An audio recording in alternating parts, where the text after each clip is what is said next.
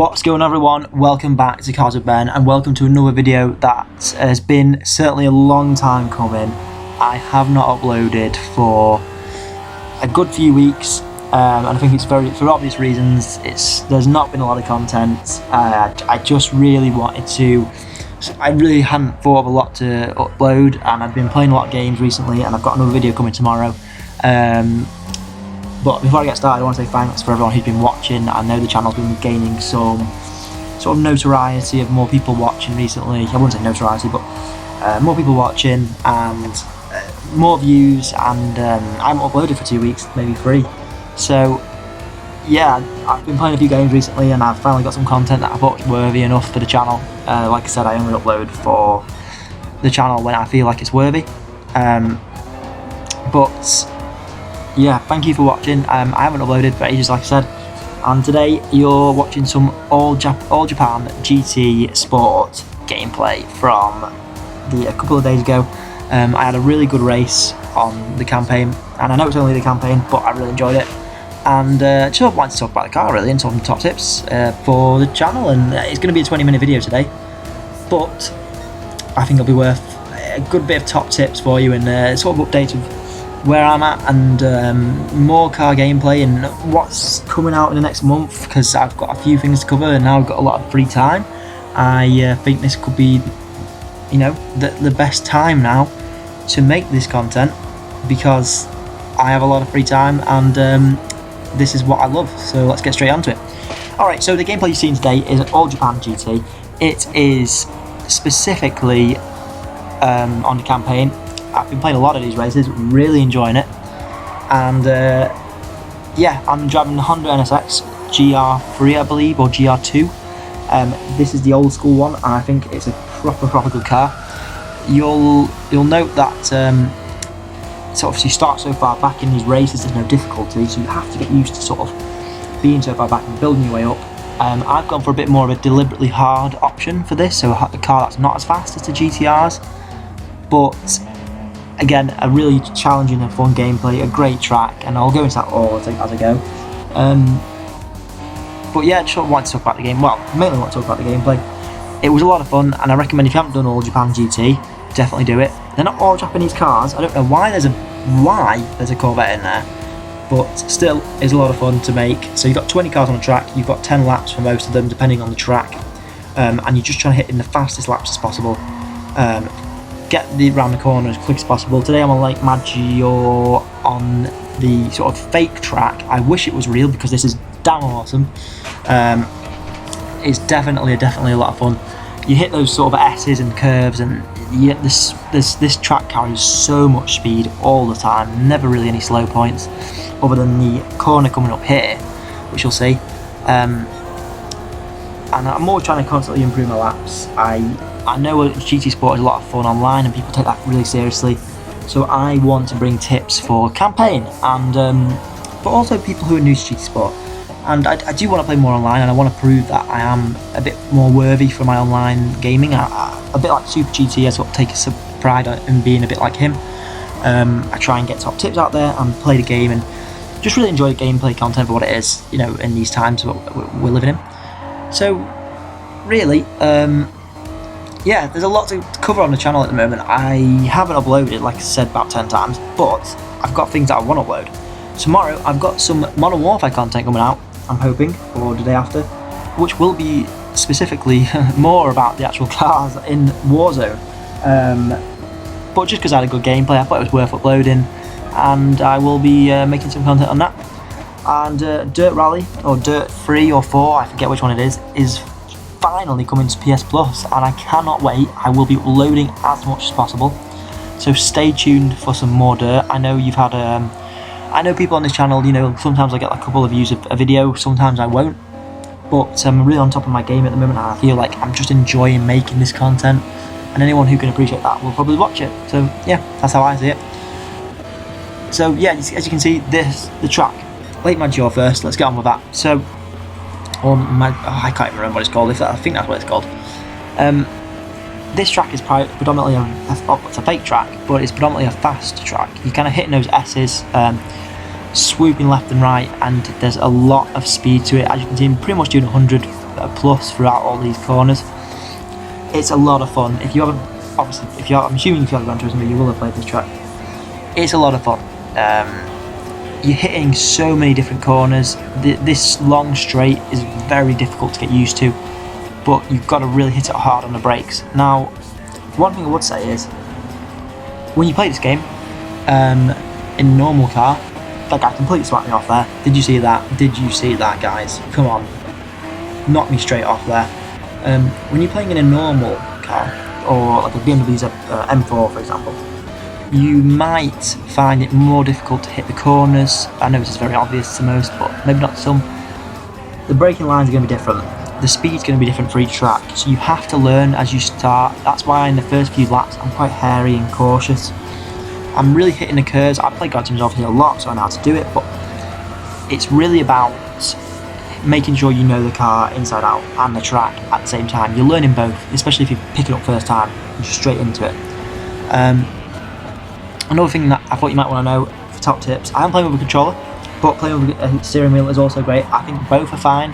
I know the professionals play with steering wheel, but it's something that I don't use very much just because of the convenience of it. I still feel like I can really put in a good lap with the controller. This long first straight is really, really fun. It carries way too much speed because you're going down a hill, and then you're hitting the corner at quite a difficult angle, to be fair. It's hard to ever know when to turn in for this one, I find, because it just comes back at you straight away and you're already back into the straight going up. You're not still going around a corner as such because you think you finished it, but you're not. And that's something you have to learn with this track. So learning the car first, obviously, but then whatever the track is always difficult. But once you learn the track, it's always in the same. The cars might change, but the track is always the same. You'll notice I change view quite a lot, and I find a top tip as well, tip number 3, if you are doing that, it's helpful to have something that you're comfortable with. So for example here, I'm using the bird's eye view of the roof. I find this most useful because you can see where all of the corners are and where all the apexes are. So you want to make sure that you're hitting them bang on. Obviously if you're a hardcore gamer, and I do like using the cockpit view, it is great because you can, they've gone to the detail of it, obviously. But if you are a hardcore gamer, you will probably use, for sims, you will probably use a cockpit view. I personally don't use it as much. I use this one, and I know purists might say, well, that's got to be used the proper way in the Sims, and I agree, probably it does. But because it's the campaign, it probably doesn't matter. Whatever you feel comfortable with when you play is how you're gonna get the best laps in. The traffic on this race was a lot of fun.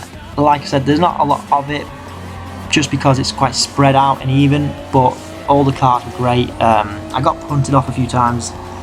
Made a few dirty tricks myself, but a lot of fun. It's they were really, even though they were bots, they put up a good competition, and getting through the corners, especially with these fast cars and fast tracks, was more difficult, but a lot of fun again. You can kind of follow them and get their wind speed, which will help you get a faster lap as well, which is that's my tip 4, that's tip 5, wind speed.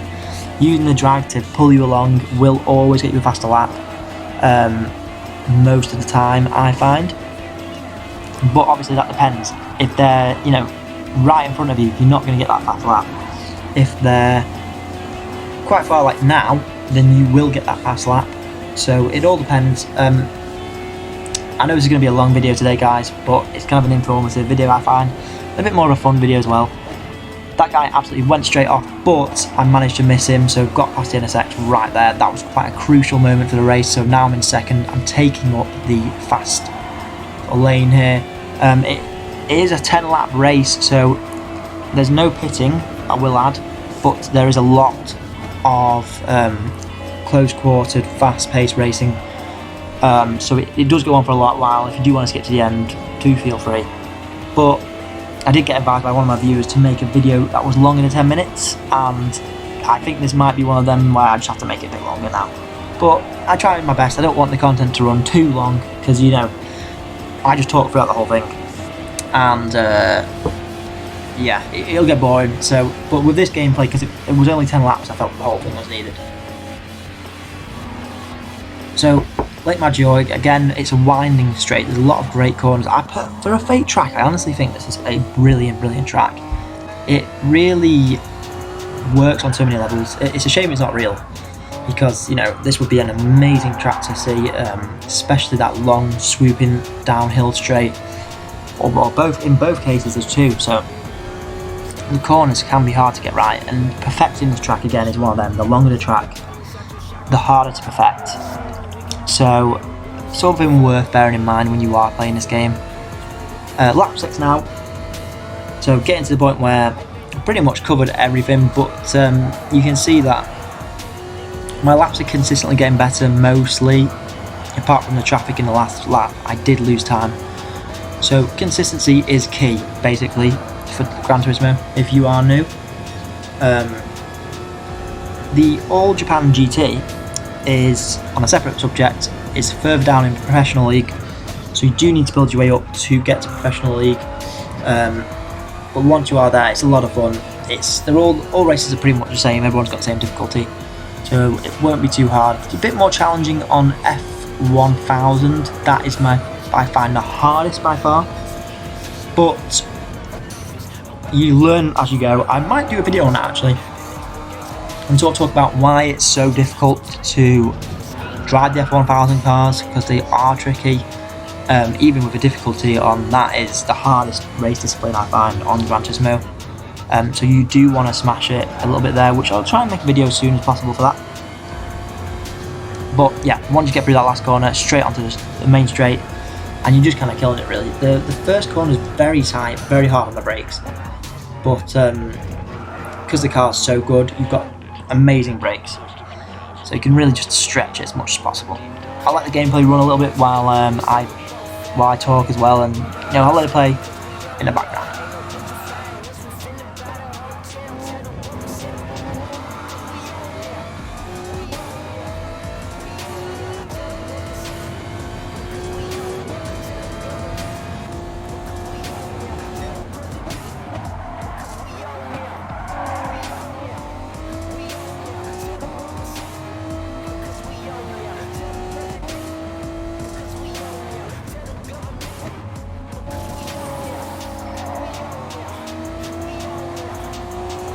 You can see there by the last few cars how easy it is for the race to be messed up just by one or two cars.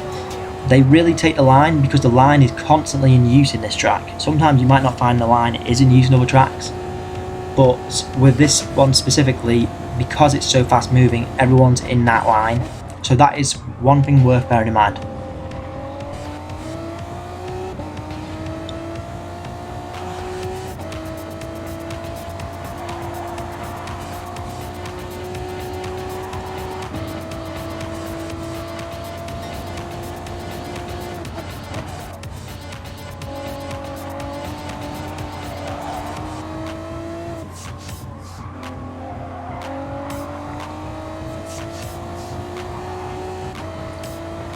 We'll just put out here the old school NSX is amazing on this track. I think it's amazing on any track, to be honest. It sounds amazing, it looks amazing.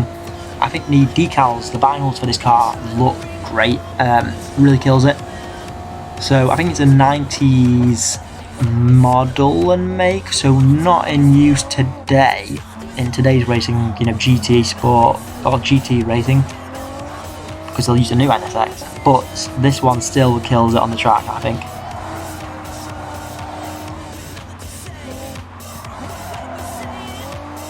My laps are getting a bit sloppy here, because you can see that the lap times are going down, so I haven't had a fast lap for a while, which is annoying, but that happens.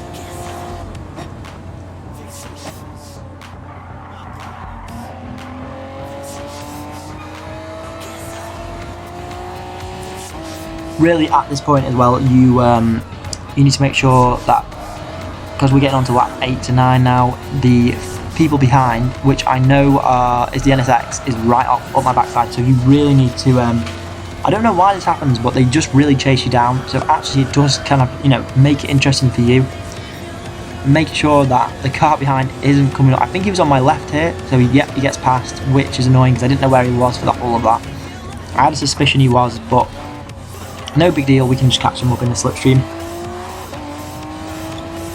which is annoying, especially after you raced, you know, for 8 laps at this point. You don't want someone to take your thunder right at the end.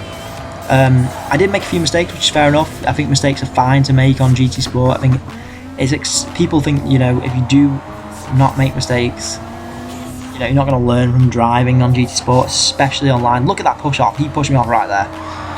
Very annoying. But going into the final few laps now, actually going into lap 9, I can catch him up because I know traffic's coming up. It's worth bearing in mind, traffic can be your enemy and your best friend at the same time. Making sure that in this case, the Ferrari actually did not stop him, which is annoying on the straight. It kind of stopped me actually, getting through. But it's okay, because I feel like I'm a good enough driver to get past him on the corners. You've always got to make up for it in the corners. The box will always break early. For example there, so you can see I'm coming around, but even for a bot, he's pretty quick. That's why I said that I've got a slower car than he has.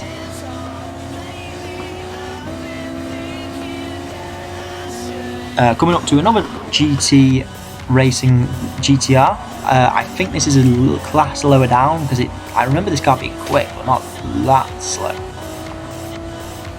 But we're past him fine. He's kind of blocked. There you go. He's blocked the other GTR, which has messed up his line. Always worth bearing in mind as well. Top tips for the racing. Yeah, use the traffic to your advantage if you can, because traffic on GT Sport is always going to be a key winner. Online, not so much. You're not going to have people who are going to be going slow as much as the bots. The online races are always going to be a lot quicker. So bear that in mind as well. It does take a while, and by any means I am not at all very good at online, but I think they filled the cars here. They keep putting AMGs and Ferraris in, which is a bit odd. But yeah, just in case anyone was feeling insecure about their online on GT Sport, I am totally with you, because I understand how difficult it is to make a good lap and a good race on GT Sport. I think you know, it is difficult online, and that's why I want to start this channel, for those top tips of Gran Turismo and just interesting content, like I said. Alright, so coming up to the final lap, guys. Do not bore you all to death, because again, I feel like I get the fastest lap on the final lap. I'm sure I do. I'm sure I get a killer lap. I think I'm in the zone at this point, so I'm like, right, I'll take every corner as it comes. It gets really, this is why I love the gameplay. It was so exciting. Hitting those lines is perfect. You can see I'm a bit jittery on the final lap because I don't want to mess it up. But he is about 2 seconds behind at this point.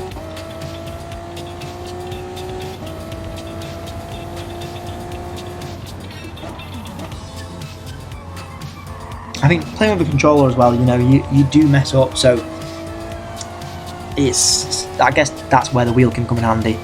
The snapback oversteer on the wheel, though, if you've ever played with a wheel, you'll know is incredibly difficult to control. Use all the track as well if you can, like I just did there.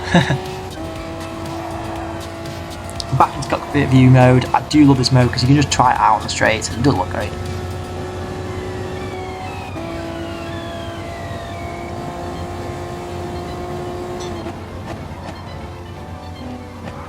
Alright, so the last section or checkpoint marker of sector 3, we'll be able to see if we're getting our fastest lap or not.